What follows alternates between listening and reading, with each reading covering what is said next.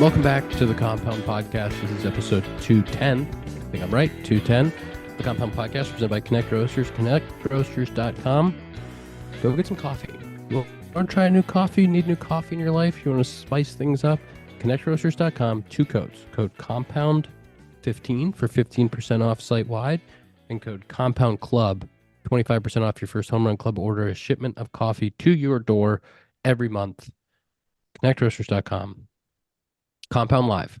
We're doing it off the top. Compound Live, June 20th at the Music Box Theater in Chicago, very close to Wrigley. Dakota's flying in. We have Justin Steele, confirmed guest. Justin Steele will be coming on. Jan Gomes, hopefully he stays in town for the off day. He's coming on. And we're working on the rest of the guest list. All right, we're working on it. We got irons in the fire. We're going to see who's going to come through. There's going to be a lot of guys there. Steely is confirmed. And we're also working with Obvious Shirts. I'm not going to say it yet, but we're working with Obvious Shirts. We're working on a few things. Okay. People have ideas for the live shirt. Like Joe's going to pitch us some ideas, but if the audience has ideas, feel free to tweet them at us, for what the obvious shirt for the live show would be. It's a good idea, Tom. I like that. Compound Live, June 20th, Music Box Theater, musicboxtheater.com. Go get your tickets. We're going to tweet the link. We're going to put the link out there so that you can find it. It's in the show notes as well. Getting very excited about the live. Zack's going to send in a video, right? You betcha. We're going to make you. That's fine. I agreed to it. All right. You don't have to yell. You yelled at me. Off the top, can I start with the little Braves baseball? Braves had a tough pill to swallow last night, as the news came out about former MVP Ronald Acuna Jr. I don't know if you guys saw the video, but he was on second, and I think he was planning on going to third when the catcher threw it back to the pitcher. And then I think he threw it a little firmer than he expected, and he kind of got caught in between and tried to go back, and then it just kind of caught him and just went down. And I was on the bench, and I was looking, at the pitch, and then I looked back, and as I looked towards the pitcher, I could see him kind of starting to go down. I remember oh my God, is all I said, because it was so I don't want to say horrific looking, but it was horrific looking. The way that everything kind of just crumbled down. And you kind of hoped all right, maybe he's kind of just scared, it was a scared reaction. Okay, he walked off. But then you saw the video. Yeah. Yeah. And you're hoping it's a sprain or maybe just a tweak, because he walked off under his own power. And I was he walked off, he'll be all right. Dude. And then after the inning, you could see it on the iPad, and it was just man, if he comes out of this unscathed, it would be a miracle, truly. And it wasn't even hey, we're trying to get a second opinion. It was we saw it last night. I was home for an hour or two, and it started to come out, and it was God bless, man. It was a complete tear, they said. And it sucks because, he's not playing to his, capability this year, especially coming off of last year. But, he hits a double off the right center field wall to start the game, and you're all right, it's moving. He homered 2 days. He's going to get rolling at some point. Yeah, and that's what I'm saying. It's he homered 2 days before. And again, he's trying to make a play. It's just who he is. And, it's such a shitty thing to happen to such an unbelievable baseball player, especially this early in the year where you didn't really get a taste of kind of, what, like I said, what he's capable of doing as a baseball player. It also sucks. It sucks because he's already same one he tore already, right? I think it's the other one. Oh, is the other one? I could be wrong. Tom, can you fact check that? But he's had an ACL. He works his way back. The first year off the ACL wasn't his best year, and then he gets to full Ronald and really shows off what he's capable of, and then he's gonna have to go through another year of the rehab thing, and he's probably gonna come back middle of next year. That just sucks. It does. It sucks because he is such a motor to this team, to that lineup, to if he goes, it just seems like everybody else goes.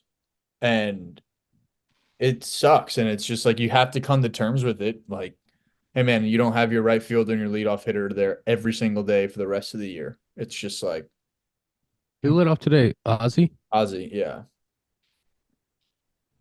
Damn.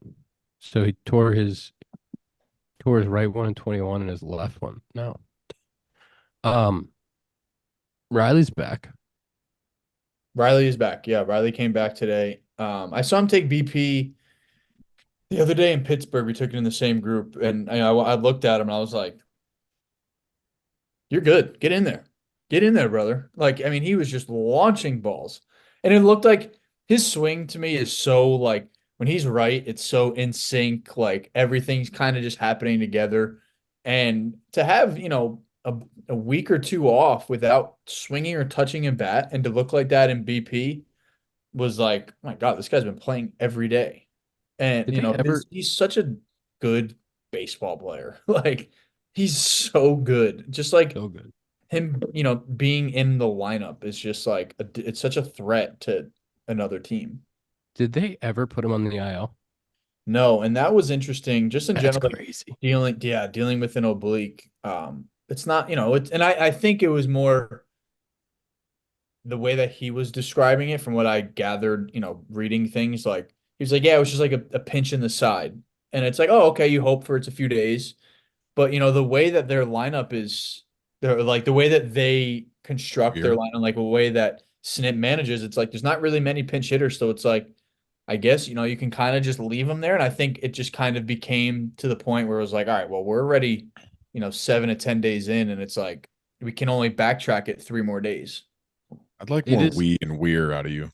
No, I was saying they as the organization, how they build the lineup, like It is. Fair. It Okay. is crazy. Fair. It's crazy. Just like when we played you guys, and like Riley hadn't. We played you over the course of a week 2 times, and Riley hadn't played, and you're like, they're just they just have someone on their roster that physically is not going to play baseball. It was just like crazy, but that it is the way that the Braves run out the lineup and the way the dudes play every day. There's not much, if any, pinch hitting, and it's just like, yeah, I mean that guy is just hanging out, and he's not going to play, but he's yeah, he had on the cleats roster. on. We're not taking him off the roster. He had cleats on every day, like batting gloves in his pocket. He was always having conversations around. Like he's such a pro. Like Yeah, I talked to him a bunch about playing third in general because like this is the most that I've played third consecutively and probably since like low A. I play a little bit in the big leagues, but like it would be or like with the Tigers, it would be like kind of sporadic. Like I get a start at second, I get a start at short, get a start at third. But to play like kind of 2 weeks, you get those weird hops, like you get those weird like dead zone positions where you're like, man, like I feel like I'm in a bad spot. And he was, any question that I asked him, he was like, yeah, dude, like 100%, and like would have genuine conversation back. And it was like, man, like, and he knew exactly what I was talking about.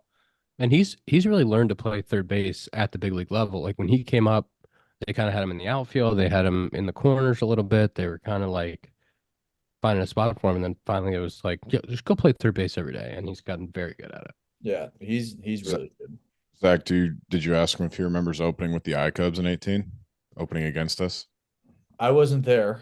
I played against in 18, no, we were in Tennessee. 18. Yeah. 18, Double yeah, A. Tennessee. Yeah, You were not the there. I Cubs. You I Oh, said yeah. Cubs. Sorry. Smokies. My I bad. remember Vossler mentioning his name, and he was like, "Bro, they had the best like left side of all time." And I forgot who they said was at short. Was it Christian or No, he was way too young. The kid's like 18 right now. And he's in the big leagues.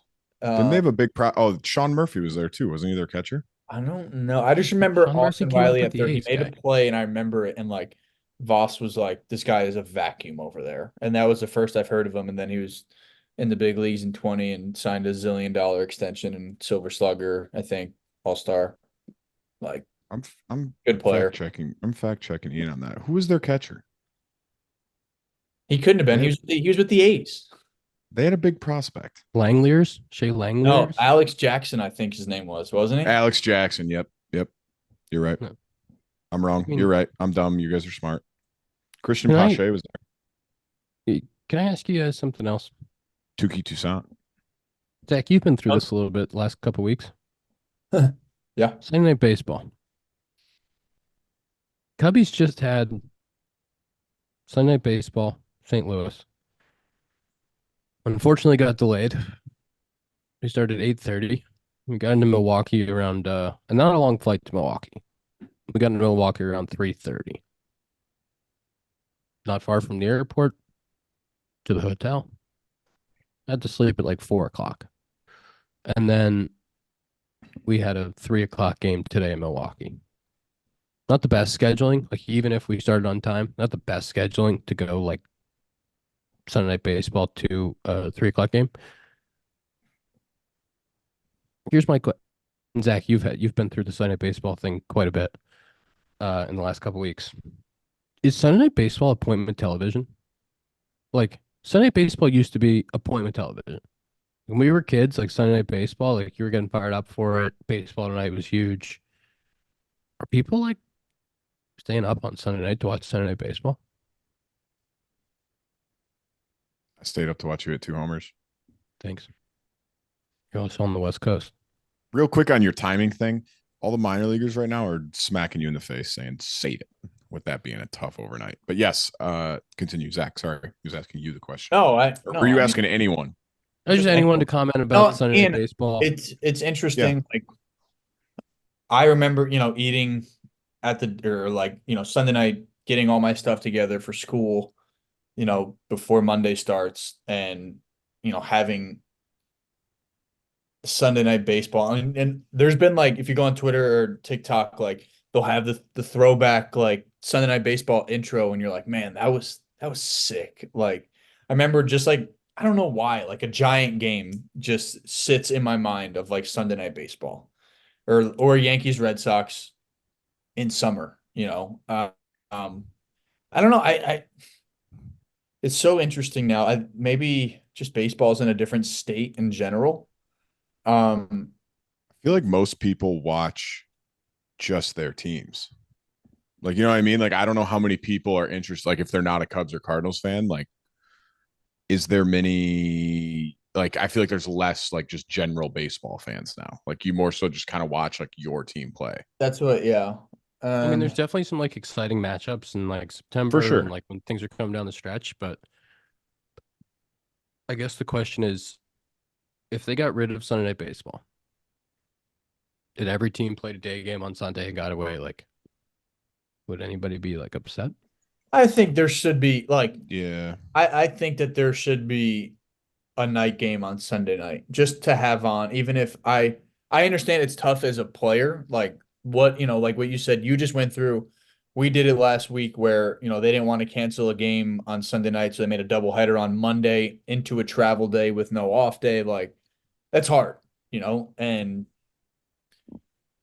but there's even like day games where I'm like, man, there should be at least one day game on every day.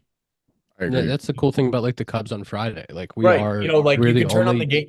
You can turn it on and there's something to watch. And like Sunday night, especially from, like you said, from April to kind of July, August, it's kind of just like, if you're a casual fan, it's just kind of background TV for the most part until it gets down to the stretch where you're like, all right, this is a huge, meaningful Sunday night game. I don't think I think they're better off with a game on Sunday night than not having anything on at all. It's already You also by other sports in general. Like, if you take it away completely on a Sunday night, like, I don't know. you also rarely go from like Sunday night to a day game. It just happens to be Memorial Day today. I feel like was kind of like the thing that made it tougher for you guys yesterday. It is rare. It is very rare to go Sunday night to a day game. And if you have Sunday Night Baseball and you get into the next city at 2-3 o'clock and like you have a night game, it still isn't like the best thing ever, but it's fine. You sleep in and whatever. But I was just wondering in general last night, it's a unique situation. I was wondering in general, like Sunday Night Baseball, if I would like to see the viewership numbers on Sunday Night Baseball. I think it's kind of important for baseball to have one night though that's theirs, because baseball is a national sport. I think is in trouble a little bit, and I think you need marquee events like Sunday Night Baseball to kind of hang your hat around. Even as I agree with you, Ian, Is it the same event it was 20 years ago? And, you had the famous broadcast crew doing it? No, but it's still the marquee baseball game of the week, I would say. Like if you're gonna tune into one baseball game as a general fan, you're probably gonna tune into Sunday Night Baseball. So I think it's kind of important. I'm more upset. Today's Memorial Day. 8 teams are off today. That's eight true. teams. I Eight was teams are off. What are we doing? I was Come on, talking Rob, to man. Foles today. Figure it out. I was talking to Foles last night, and I was like, "Oh, what time do you guys play tomorrow?" He's like, "We're off," and I'm like, "You're off on Memorial Day?" Yeah, I was talking to Riz too, and the Yankees are off. Yeah, I feel like the Yankees should be a absolute lock to play at home on Memorial Day. Like, I I don't really understand why they're off. Why? Isn't like the more Memorial Day like the classic like, oh yeah, let's watch baseball on Memorial Day in the backyard? Like, I honestly I thought Memorial Day, July 4th, uh, Labor Day. and Labor Day. I was like, the Cubs have never had those days off. I'm not. no. I would put money on that, and What? I would think that that's a 30 out of 30 teams must be playing on that day. And that seems like the easiest layup in the world, even from the owner's perspective, don't you? I mean, that's a day where you're going to pretty much guarantee sell out. 4 teams could have had sellouts today that don't have sellouts. I don't like, doesn't make any sense from any, like, this makes me question when you have 8 teams not playing on Memorial Day, what are the people that are running baseball doing? How are they not seeing this? This seems like the easiest layup in the world. It's a good question. And Sunday Night Baseball, like I said. What, Dakota? There was one person that I know stayed up last night to watch Sunday Night Baseball. And it was my grandma. And she listens, so she's probably gonna hear this. She texts me and goes, just saw Ian hit a home run. Wow, he looked so cool running those bases. She's like, I'm gonna stay up and watch till it's over. Maybe he'll do it again. She texted me later on. Good God, he just hit another one. Yahoo. Wow. So my your grandmother. You. I love grandmother. So she stayed up watching. She's in Michigan, so she stayed up till like midnight to watch. Yeah, she stayed all the way up. I love that. Oh yeah, those did feel you got good. one at least. Those homers felt real nice. I mean, you said 102. Let's turn that around real quick. That was a nuke. Those hit hard. It felt really, really good. And the night before, I pinch hit against him and I made a really good swing and just missed it. Flew it to the track. Felt nice. There he is. Speaking of somebody who's been hitting a lot of homers, and the Yankees, Aaron Judge is on a tear.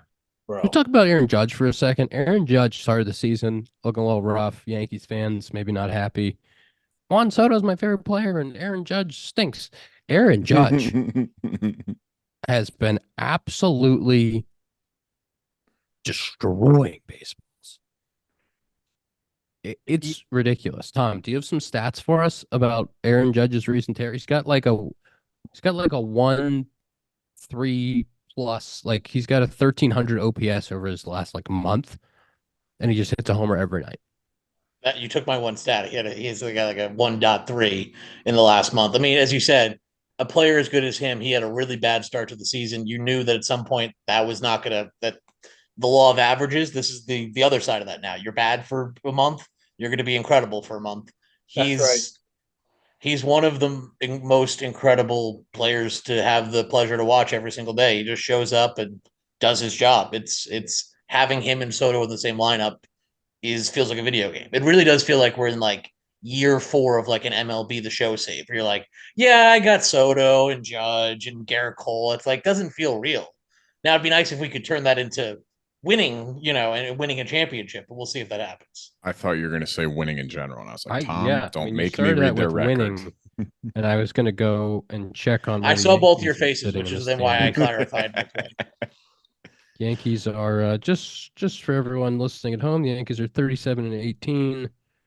I believe that is the best record in baseball. Just kidding. The Phillies have the best record in baseball, but it's very close.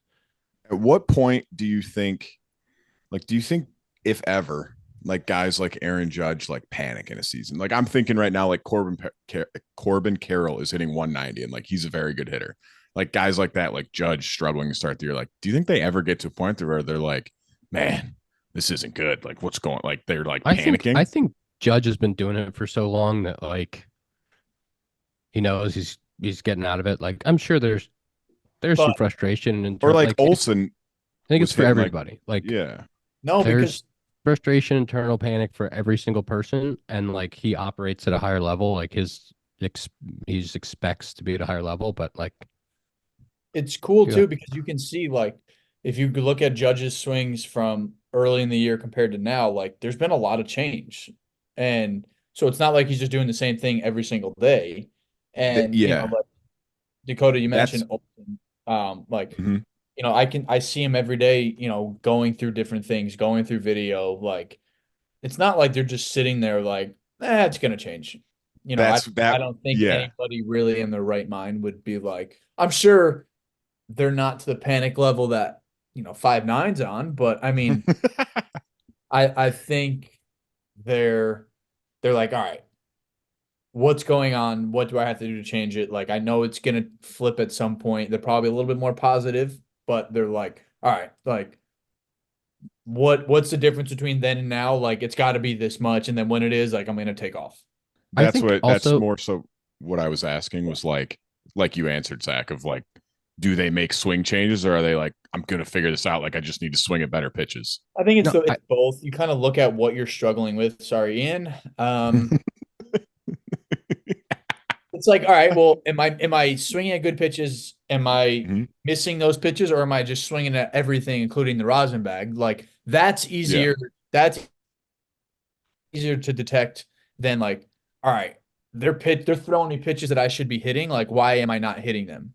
And then you're Mhm. like, all right, something is clearly off. Like, okay, let's compare. I Ian? also think uh a guy like Judge, like the elite of the elite hitters, I think once they click it, like once they feel it and like take one swing or two swings that feel like right on, it's like, yep, that's it. And those like I felt it before, I know what it is, like that's it. And then it's like I'm not losing that. Do Judge you also famously, as a rookie, or not even really as a rookie yet, as a September call up, had less than 100 at bats in 16, hit 179. That whole offseason, he made his phone background 179. So every time he looked at it, he would remember that he didn't want to hit 179 again. And obviously, that strategy, I see Ian's face. That doesn't seem like that'd be your strat, Seems but painful. it worked out for him because obviously he's never hit 179 again. Well, he Ian also started seeing Rich and completely changed his swing and then took off like a rocket ship. Ian, would you say you're similar to that? Like you've had some struggles this year. Like, would you say like your swings yesterday kind of were like, I'm back? Like it felt right again? Looked right. Yeah, I think there was definitely there's definitely a period in there where the bats were getting better and the swing Mhm. was close, but not quite where I wanted it. And then was it actually the who did we play before St. Louis? Atlanta? Atlanta, yeah. Playing you guys? I had a couple good swings in that series. But I kind of took that swing the night before off Halsey, and like it felt like it was coming along that Atlanta series, and had a couple good swings. Double off Pierce Johnson that felt like, ooh, like that's pretty good. And then the ball I just missed the night before off Halsey, that was like, yep, that's the swing. And so So like Well, once you get that of like the bats are getting better, I feel like I'm really close, and then you kind of like, ooh, like that's right. it's tough because in my position, like I've sustained like good at bats this whole time where that is like that's what keeps me up at night where it's like I'm in every at bat like I'm not chasing it's just like when I go it's either a foul ball or it's like not swinging when I want to which kind of like leads you down a rabbit hole it's like okay you're wasting time somewhere like I'm losing slack and it's like, okay, how do I get that back? And then that's when you start. Like for me personally, like Ian, it's different. Like you said, like you're starting to hit balls hard. You're like, okay, now I can bottle that up. Not like for me, it's different. It's like, okay, I'm seeing the ball fine. Okay, where are my mechanics going wrong? Like, am I starting at the same time? Am I, leaking one way or another? And then that's when things start to get ugly. think for both of you too, it's usually like 99% of the time it's not swing decision. Like you both have good eyes and swing at good pitches. It's just getting the swing right to square them up. That's the frustrating part. For sure. But I mean, at least you know what, like, I guess which would be better? Like, would you rather just be chasing shit, but your swing feels good? Or would you rather be like, I don't know, because you can get hits that way. yeah, true. I'm kidding. All about the process, man. Trust the process, dude. Ian, do you ever have it where like your lefty swing will feel dialed and then your righty swing, you're like, I don't know what I'm doing from the right side? Yeah, for sure. And I think the hardest part about being a switch hitter is like, even if like both swings feel good, just like the limited bats against the left-handed pitching, and like there's some lefties I handle well and there's some I don't, like as far as what they do and where they throw from, and the guys that step in the first base dugout and throw sideways. And yeah, I mean all of Milwaukee, like every Milwaukee pitcher that steps in the dugout and throws sidearm, like it's just there's like certain guys that you see really well and certain guys that you don't. So even if the swing feels good righty, like you could run into, you could face Chris Sale and Chapman, and like you can end up just facing 5 dudes in a row that are nasty and have really good shit. And even if you see the ball well and feel like you're making good swing decisions, stuff doesn't work out. Like my right-handed stuff right now, like I've taken great swings for right-handed all year, squared a bunch of shit up, been like my expected is versus my actual right-handed is hilarious. Like it is, I've hit the ball really hard and I've done some good things and like I have nothing to show for it. But I felt pretty good and pretty consistent like all year right-handed. And sometimes you just run into tough pitching matchups or some bad luck. And like the lefty one, I get more different types of pitchers. I get more guys that I can either handle or have experience with. And I think that is the one that it feels more like a normal hitter, I guess, than like the righty one that is like so just with the matchups and small sample, it can be funky at times. That's where it benefits you, though, that you do have a good eye and that either side of the plate, you still make good swing decisions. It's just, like you said, getting more at bats righty obviously is tough when you don't face a ton of lefties. Yeah. And I think, like you were saying about just making adjustments, like I've like left-handed in my career, just had like I have a checklist of cues by now that's like, all right, like once you're getting closer, like once you're in that space where you're having better at bats, you're getting closer. It's like, all right, I know that's close, but what's something I've done in the past that's kind of been a tweak that's helped me, that's got me on to like this certain pitch that I'm missing or this certain thing that I'm doing. Like, oh yeah, in the past, like I felt my bat more vertical, or I felt, just this trigger that's a little bit different. And then you're really close in that range of like one tweak could set you off. For sure. It finally feels like baseball season. And yeah, it's a little early to start looking at the standings and scoreboard watching, but it's never too early to get in on all of today's action at the DraftKings Sportsbook. It's super easy for first-timers to get started. Try betting on something simple like picking your team to win. Go to the DraftKings Sportsbook app, select your squad, and place your first bet. It's that simple. New to DraftKings? New customers can get a no-sweat bet up to $1,500. Just deposit at least $5 and you'll get a bonus bet back equal to your first bet if it doesn't hit. So download the DraftKings Sportsbook app now and use code COMPOUND. That's code COMPOUND only on the DraftKings Sportsbook. The crown is yours.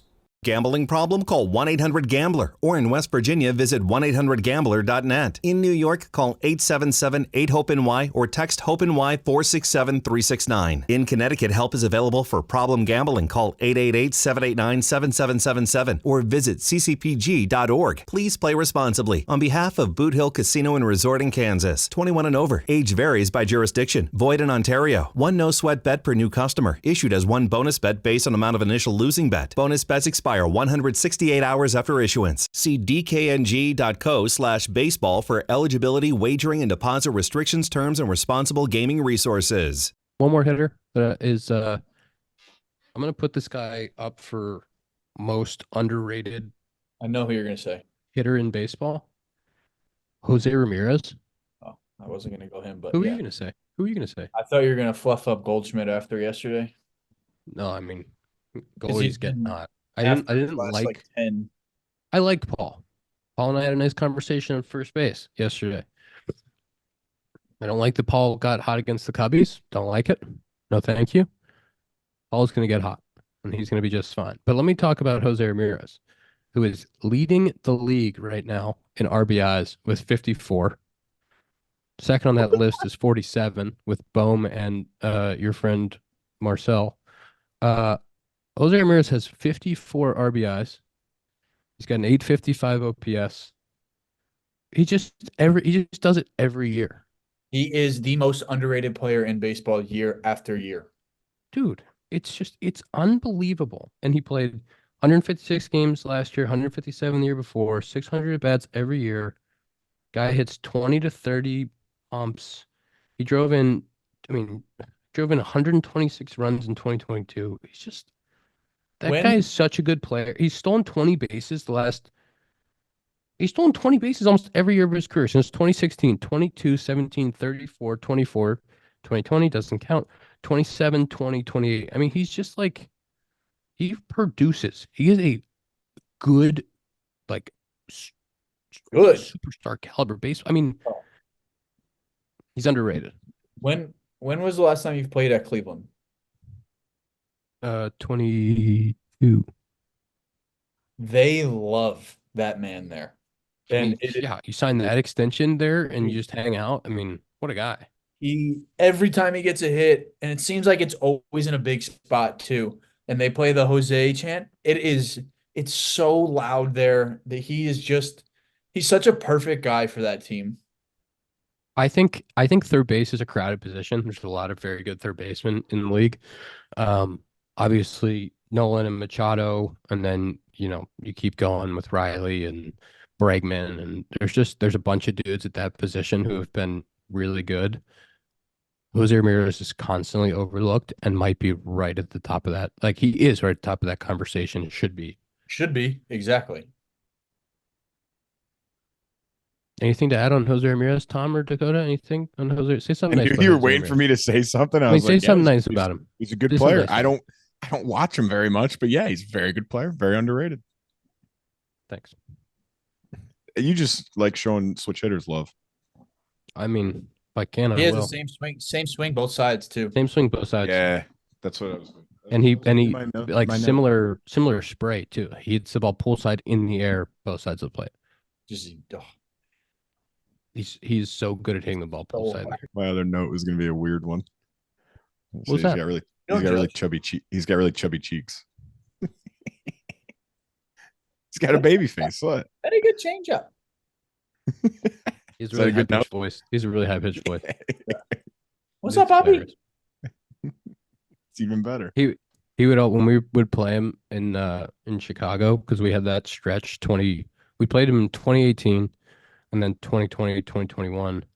So you just played him for like 4 years. Just feel like we're playing him every day. And he would say, Rizzo, Anthony Rizzo. The best, you saw the clip of him talking to Freeman? No. Hey, Freeman. Oh yeah, from the dugout. Dinner after me.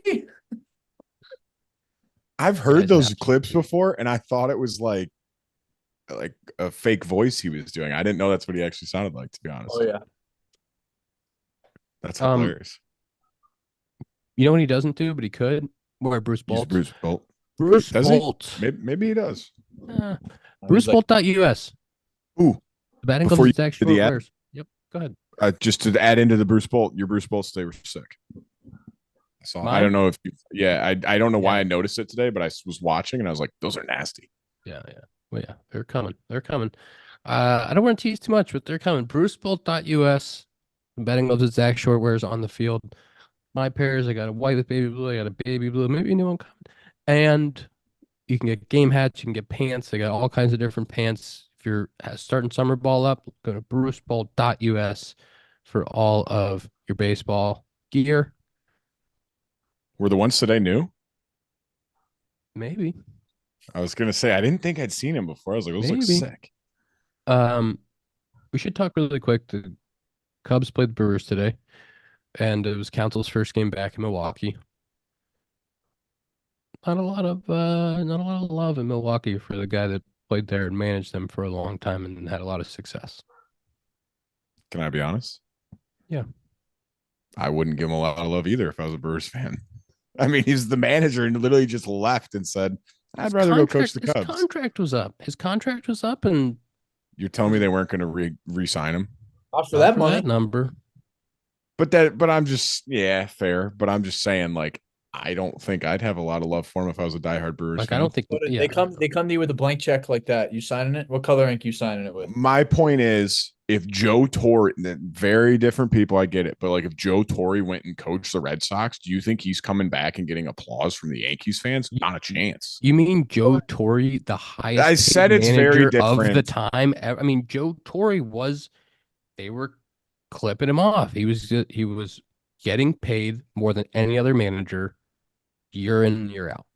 Say the Red Sox came in and doubled his salary and he went to manage the Red Sox. Like, you think he comes back to Yankee Stadium and Yankees fans are like, yeah, we love you, Joe? No chance. They should have. After what he did, they should have. That's all I'm saying is that I get it. I understand. I wouldn't be thrilled either. I think it's great. It's an in-division rival. I mean, it's probably the Brewers' biggest rival, you know? And and there's definitely also, you have to keep in mind too, there's a big brother, little brother complex there as well.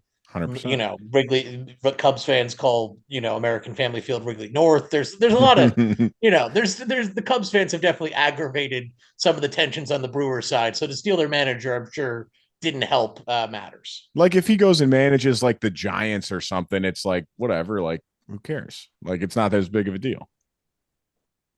It's the rival part of it, I think. I mean, I agree. We can still call that place. What was it, Miller Park? I didn't even know Tom said that, and I was like, I thought it was Miller Park to me.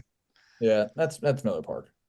I mean, that's like in all sports. Like, the Warriors is Crypto Arena. Like, nah, it's Oracle.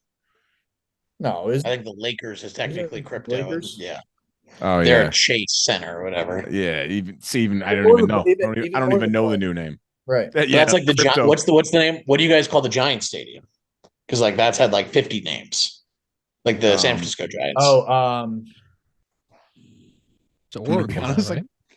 Yeah, I think it's Oracle now. I still think of it as AT&T. It was AT&T. There was Pac Bell. There was a lot of them. Yeah, that's one that's been named like 20 times. It feels like. Sure, sponsorships there. You know what never changes? Wrigley Field. What if it did? I said that the other day. I was like, this place is great and all, but I still don't understand the brick wall. Like, it's a brick. I think Truist was something else before it was Truist. It was Sun. No. Oh yeah. Sun Trust. Sun Trust. We're so bad. It's just like some regional bank, you know? Who cares? Some regional bank that lost the Pick rights. a big bank in that area, and that's probably the name of their stadium. Zach, when you were at Wrigley, did you go out and feel the brick wall? I did. Did you steal a piece of ivy? Did you say that's brick? How did you feel about the basket? You know what's funny? I did not even notice the basket when I went out there, but I saw it in BP and stuff. But like, I wish that I looked at it when I was out there. I didn't. The basket's kind of a crazy thing. Like, the brick wall gets talked about a lot. That's what I'm saying. A lot of things get talked about at Wrigley. The basket, if you don't like play there every day, I don't think it gets talked about that much. The basket's crazy. It's wild. You jump up for a ball and it doesn't go in your glove. It's a home run. There's a wall. It doesn't and then go there's over bleachers, but in between the bleachers, there's a basket to catch baseballs. And it's crazy. And it hangs over the wall, right? Like it. Yes, it's off the wall. It should hit the wall. Yeah, that's what I'm saying. Like, it should hit the wall, but the basket catches it. Yeah, and you can't you can't rob a home. Like, you can't physically rob a home run. And what is one home run that sticks out to you that landed in the basket? I have one. Go. Is it yours? Did you hit one in the basket? No, it's not one of mine. I actually wasn't even there for it. It's either Javi Baez in the playoffs. In the playoffs, against San Francisco. Absolutely pimped. The wind was probably blowing 50 in his face. Off Cueto. But he pimped it so hard, he must have absolutely annihilated it, and it landed in the basket. Vasgersian was like, and it's in the basket. Ian, what's the worst you've ever ran? Like, what's the worst experience you've had with the brick wall? Like, is there one time that you remember like going into it and then being like, Okay, never doing that ever again, no matter what. Yeah, I was younger in my career. I think I was playing center, and ran for a ball in right center and jumped up and caught it, and then full back to the brick wall, knocked the wind out of me, and I was like, "Oh my God, you can't do that." It's like you cannot. You just got to stay away from that thing. And I've gone into it a handful of times, but I think I've gotten better at like finding a way to. You have to go straight up. Like if you're gonna jump into it, like you have to go. You can't like run into it with a shoulder. Like you either have to go like full back and disperse the blow, or you can like if you get back fast enough, you can go up it. But you can't jump into it like a normal wall, or else you'll hurt yourself. I mean, Cody Bellinger broke his ribs, so you know what's even crazier than having a brick wall? I saw this on Instagram the other day.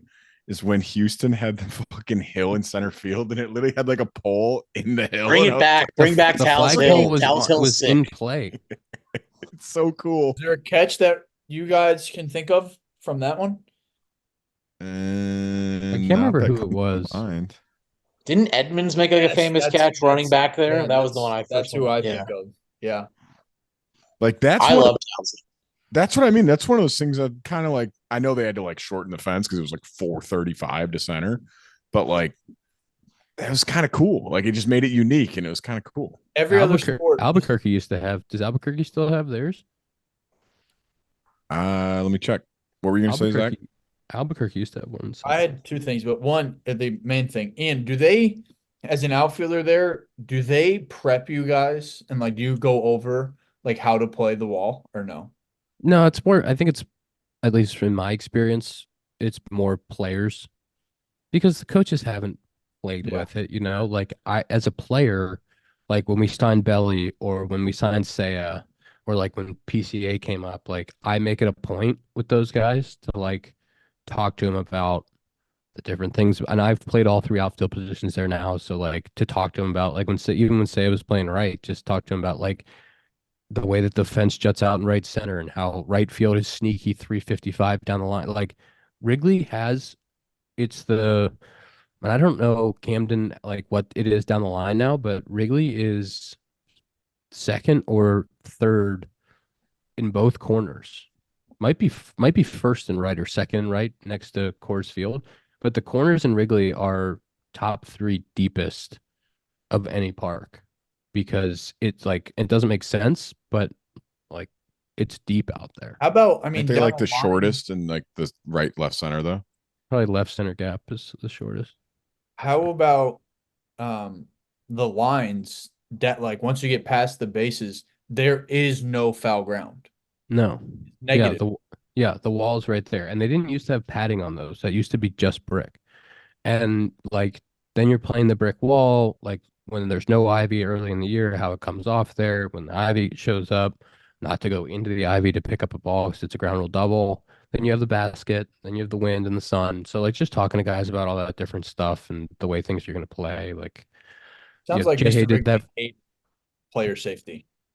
Jay did that for me when I was coming up and like really talked me through all that stuff. And so like I try to give guys as much as I can, either in spring training or like when we first get there, just to try to prep them. You can't be fully prepared until you do, because like PCA is a psychopath. Like PCA will dive into like he will head first dive into the brick wall. And I'm like, hey man, like let's not do that. Like we're gonna need you on the field. So catch everything you can. Like if it's gonna hit the wall, like it's gonna hit the wall. And don't let your body hit the wall. Like I've watched some like really good center fielders come here and make some plays or try to make some plays, like Kiermaier, Kevin Pillar when he was with Toronto, like jumping into the wall where I'm like, that you could have died.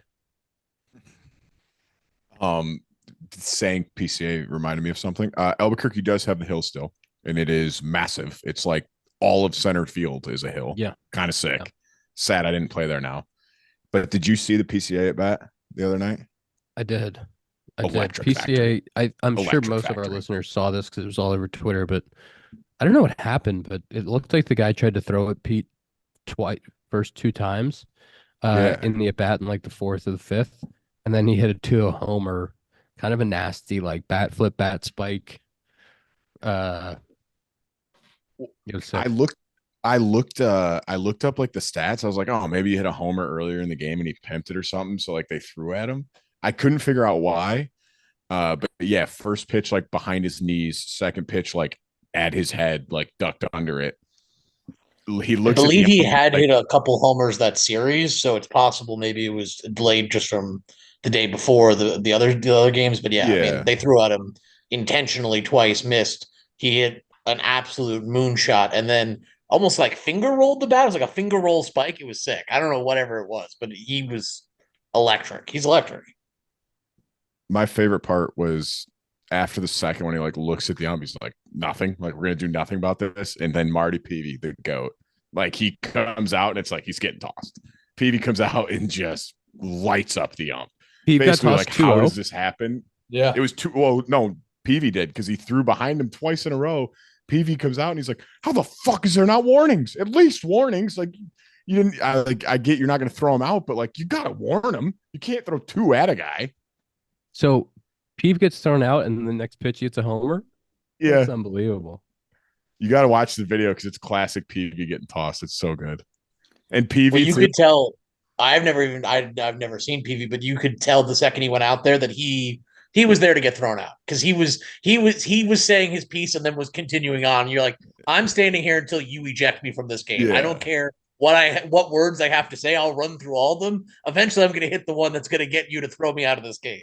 the best part about Peavy too, when he gets tossed, the locker room's in left field. He will walk the entire length of the field, will not hit it. Like, he will take his time walking to the locker room as long as like we're not pitching. Marty Peavy is the Cubs AAA manager. He's an absolute legend. If he doesn't lead AAA in ejections every year, I'd be surprised. Like, he knows how to get himself thrown out of a game. He got in trouble my last year in 22. He got ejected so much. They told him if he did again, he would be suspended. So he couldn't get tossed for like the rest of the year. He was bummed. He always defends his players. And that's all you want from a manager is just defend your guys. You know, Just stuff defend like your that guys. happens. Like, go back them up. Have you guys been watching playoff basketball? Yep. Kind of boring. Both series are 3-0. I have not much. Yeah, both series 3-0. Not great, huh? I'm a big basketball guy, just so you know. You were just checking in, making sure we were watching. Yeah, just checking in, making sure all of my sports fans are watching sports. I'm more dialed on hockey. Hockey playoffs are electric. Yeah, me too. I've been dialed on that too. So if you want to talk about it, you could talk about it, but Give me one team that's still in the playoffs. There's 4 left. Give me one hockey team still in it. There's one easy one. Tampa Bay Lightning, No, come on. Penguins. No. Biggest market you can think of. Oh, the Rangers. I knew the Rangers. Yeah, So there I was you thinking about go, the other boy. side, trying to figure out who the other teams Well, were. you named 2 Eastern Conference teams. So No. Yep. Not me. Good try. Baby. Compound Live, June 20th. Dakota's flying in. It's going to be great. Musicboxtheater.com. Go get your tickets. Can I, one other thing I got today. No one's talking about the Dodgers right this second. I haven't seen a lot of Dodgers chatter. Are they just lost. like, they lost 5 in a row. Okay. And they're like, Yeah. oh, Dodgers lost 5 in a row. Listen, Dodgers have 33 wins. They're on top of the West. They have Will Smith, Freddie Free, Teoscar Hernandez having a great year. Those 3 guys, okay, they're all 800 plus OPSs having great years. That doesn't even include Mookie and Shohei, who are absolutely doing it. Bueller's back. Team's gonna be just fine. You're missing their best player. Zack, tell him. Kike. Kike, the GOAT. Ah. Could you imagine if it was the Yankees that lost 5 in a row? What would be happening on this podcast right now? Heads would be falling off. Yeah, it'd be a yard sale in here. He'd be calling for Boone's job. Heard it before. Said wrap it Hey, up. He gave us you know the what I wrap it saw? up. You know what I saw? I saw Brian Cashman. Something like other GMs in baseball were saying that Brian Cashman might be the best in the game. after all the mean things you said about him. Would you like to give him his flowers for the team he's running out there right now? Yeah, trading for Juan Soto. That was a brilliant I strategic knew decision that that's no what one you'd else in say. baseball could have made. Nobody else. Nobody else did. I thought you were going to go the route of like, oh, biggest payroll in the league. Great job. He put together a decent roster. I listen. Brian Cashman's undeniably a great GM. Look what he did in 2019. The 2019 Yankees were made off the scrap heap. Cameron Maybin, Talkman, Mike Ford, all these guys. Undeniably a great GM. I just at a certain point he's been in charge since 1997, I believe. At a certain point, you might just need a new voice in that role. And certainly, if they weren't going to replace the guy in the clubhouse, I was in favor of replacing somebody. But undeniably, he's a great GM. And when he's retired, whenever he moves on for the Yankees, he'll go down as probably the greatest executive in the history of the franchise. So nothing to take away from what he's done. I just sometimes think you sometimes need a new voice, but that's all I would say to that. Does the boss count as an executive or no? You're right. I mean, I guess technically he would be an executive. Whatever. Best GM. I was just curious if you thought he was better than George Steinbrenner or not at his job, like at constructing a team. I think that. I mean, he's better at constructing a team than George because George famously fired Billy Martin 7 times. Like, not the best in terms of personnel decisions. But like what George Steinbrenner did for the Yankees is, his legacy is there's a reason they call him the boss. I mean, he literally, the modern era of the Yankees is because of George Steinbrenner. So you have to, I think he's the ultimate. If you consider him an executive, he's number one. But I don't know if I'd consider him an executive. I don't know. Can I ask you one more Yankees question? Sure. Cashman comes out, says that they want to talk to Soto during the season, work on an extension. Then, like a week later, says that they're going to have to shed payroll. Thoughts? Well, that was Hal, technically. That was Hal Steinbrenner. Oh, Hal said that. Okay.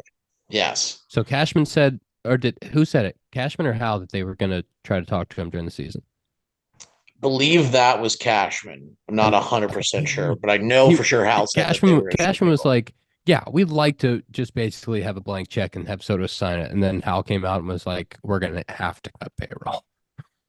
I mean, as I said this last week, I think part of it also is you're negotiating against Scott Boras. You know what Scott Boras is, he's going to hold out for the most amount of money for his guy, no matter what the circumstances are. So I think it's all kind of posturing. I think this Hal Steinbrenner is smart enough to understand that if he lets Juan Soto leave New York, he will never hear the end of it from Yankees fans, and that people already kind of consider him, in comparison to George, obviously, like you're always as the kid going to be kind of looked down upon a little bit, I guess. You're a legacy. You're not the original owner. So I think he's smart enough to understand that Soto has to be a Yankee, and it really is kind of a blank check situation. He let Scott put in the numbers. As long as we don't get over, 500 mil or something, Hal signed the check. I mean, he's 25 years old. What do you think he's getting over 500? I think he's getting more than 500. All right. I mean, he also not my money. I'm happy to spend it. Didn't he also say like it's open season, like in the off season, like he's like, I'll talk to anyone. Like I'd be very surprised if they like get an extension before free agency. I'd be shocked. Yeah, me too. Unless he just loves New York that much. I think if he finishes this year the way that he's playing right now, like it's going to be 475, 500, 550 in that neighborhood for 12 years. I was gonna say if he goes to like 14 years, like I don't think 14 for 6 is that out of the question. Would you be that shocked? I would say at his age, you won't find it doesn't happen where like guys at that age are like he's still in like the beginning of his prime. Like he's got 10 years of prime left. And he's only 20 and like he already has this like resume as a player. Like it just doesn't happen because of ARB and all that, where guys can do free agency at this age. Yep. And be that good. And he's that good. I wouldn't be shocked. I think less than 500, I'd be surprised, honestly. Unless he goes like, there's no way he goes shorter term deals. Like he's going to go for a monster deal. All right, we're going to finish up with Danny Miller's hot take. This is Danny Miller's hot take this week. I don't allow I have a that. question. I have a quick Yep. question. Do you actually get these from Danny Mueller? Directly from Danny Mueller. Okay. I was just double checking. I was like, does Ian make these up? What's the problem? You go in today and you're like, hey, I need a hot take for the show tonight. No, he brings Or- them to me. He gets excited to bring them to I me. believe that. I believe that. And sometimes we have to do 2 or 3 because it's not hot enough. And this one, listen, it's not my favorite hot take from Danny Mueller, but Listen, it's hard to come up with a hot take every week. We got to give the guy some he breaks. said he's got plenty of hot takes. He volunteered his services, but he said he prefers the window seat over the aisle seat on a plane. It's not hot I at am an all. aisle seat only guy. I'm aisle seat all the What? time. Aisle seat all the time. I like to have access to get into the aisle if I need to. And listen, if I'm on a plane, I don't really want to be blocked by somebody I don't know. I don't want to be squished in the window, a couple people next to me who I've never met before. I want to have the freedom to, if I need to swing my legs out, if I need to be mobile, I can be mobile. I don't even find that as a hot take. I thought it was clearly windows the best seat. That's why I I've always didn't like viewed it as that by much. far the best seat. I hate the You said aisle. I don't hate the aisle, but as a bigger guy with longer legs, my knees will like be in the aisle and it gets clipped by those carts, and that does not feel good. So I was about to go you're to the same window place, seat guy? Dakota. Wait. Your window? Yeah, like I'm saying, I didn't think it was a hot take because I'm saying I think windows so much better than aisle. I agree. I think it's a tall guy thing. I said as Yeah. Dakota mentioned, if you have your leg in the aisle, you're just getting constantly Like clipped by that's- that cart going by. I'm thinking the opposite. I'm thinking you're putting your big body Yeah, what? next to you're squishing yourself next to the window. You got nowhere to go. Going to That's- sleep. I'm yeah. putting my head on that side paneling, and I'm going to sleep. I don't That's think what I I'm haven't trying to slept do. on a flight since I was like 3, so I don't sleep on, but I'm saying if I'm in the aisle, right? I wish I could do a visual demonstration. This is where the live show. Go to the live show. You'll be able to see visual demonstrations. Live show, June 20th, Music Box Theater. Get your tickets now. My arms, if they're like on the armrest, like my elbows in the aisle. Like I have long arms, big guy. If I'm over in that window, I lean right up against the window, set up my iPad, watch Netflix, chilling. Ian, for the flight to the live show, June 20th, Music Box Theater, I got a window seat. I got to pick my seat, and I did a window but seat, of course. isn't it first class? It doesn't matter. Might be. It might be. I haven't bought my ticket. That's good to know. Yeah. But I think it's crazy you guys prefer aisle. I also another weird thing about me that is why I don't, or why I prefer window. Never once have I peed on a airplane, so like I never have to get up. Like I've never once peed. I don't fit in those bathrooms. I will hold it to the death of me. No, you won't. What's the longest flight you've been on? I enjoy getting up and taking that Yeah, walk. Detroit to Eugene, Oregon, 4-hour flight, no pee. But like, what would you do if you got on, like, if you went to Australia? Like, at some point, Oh yeah, I'd have to. I don't feel as good about my opinion now, knowing some of the recent facts that Dakota's laid out. I feel less strong about window I now. guess this take was That's hotter than I fine. thought it'd be because I thought just everybody was doing window or aisle seats because windows just make no sense to me. Also, window, you get to control the window, which I like. I Well, like to be able to look out If sometimes. you're a courteous flyer, you just put it down because nobody wants the sun in their eyes. It's just and like if you're an adult looking out the window of the plane, like, oh, like what are we doing? Yeah, sorry, I've been experiencing the magic of flying 35,000 feet in the air. Yeah, take a peek if you want. If the sun's shining in, put it down. Now that is something. The window being open drives me up a fucking wall. If you're flying and you're the window seat person and you can clearly see that the sun is beaming on somebody and ruining their day, and you don't close the window, you're a psychopath. So I got 2 airplane things here. I got a lot of airplane takes. We're not going to dive too deep. One, I'm a great window seat guy. Here's how I play the window, right? Take off, windows up. People like to look. People like to see you flying over a city. It's cool. It's pretty. It's majestic. You hit those clouds, that thing's getting closed. What do I got to see above the clouds for? I got to see a bunch of white stuff? No chance. Close it. Second thing, if you lean your seat back into my knees, my knees are going to be in your back for the duration of the flight, and you're going to feel them. Yeah, So but good luck. I'm putting my seat back. It's That's crazy. You're one of those people. I hate Zach, you. that's awful. I can't hate believe you're you. one of those people. Go The back people who this move their far, seat back, bro. we all got to move our seat back. Just keep your seat up. No. This is a sense of community on this plane. You're invading my space now, moving backwards. We gotta stop this. They shouldn't even allow the seats to move. Get him, Tom. Get him.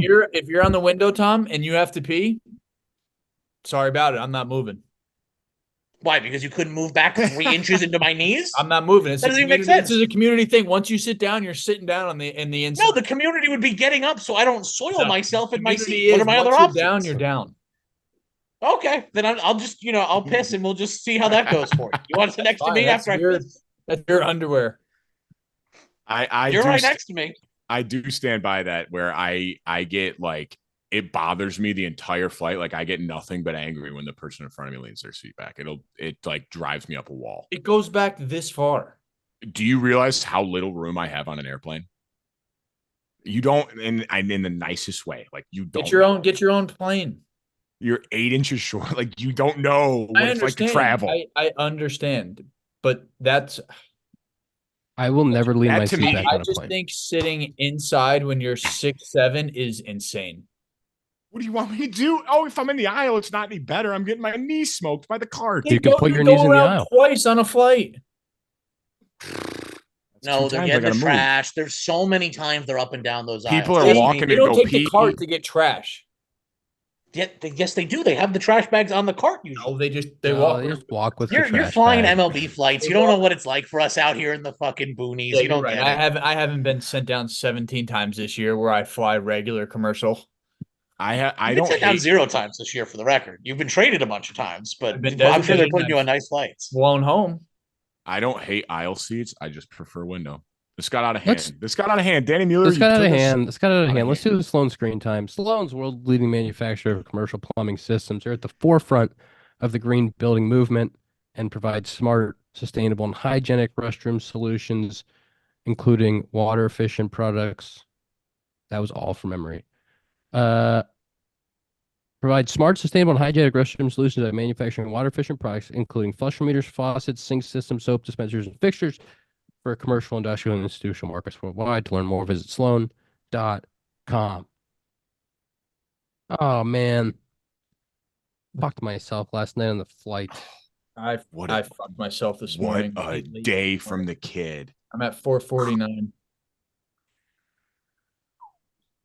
411. 411. 2 hours, 4 minutes. That's a special day. You deserve that.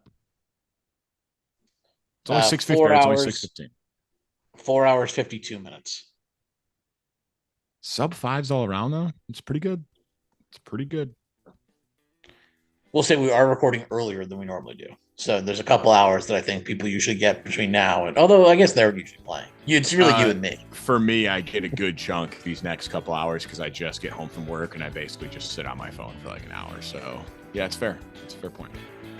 But we don't need to tell Zach that because then Zach would just yell at me. It's like when he yells at me, but what about your PlayStation screen time? I know your tricks. That's episode 210 of the Compound Podcast presented by Connect Roasters, connectroasters.com for all your coffee needs. 2 codes, Compound 15, Compound Club, Music Box Theater, June 20th, 7 p.m. MusicBoxTheater.com. Go get your tickets. Ian, Dakota, Steel confirmed. Justin Steele, confirmed guest. We will see you next week.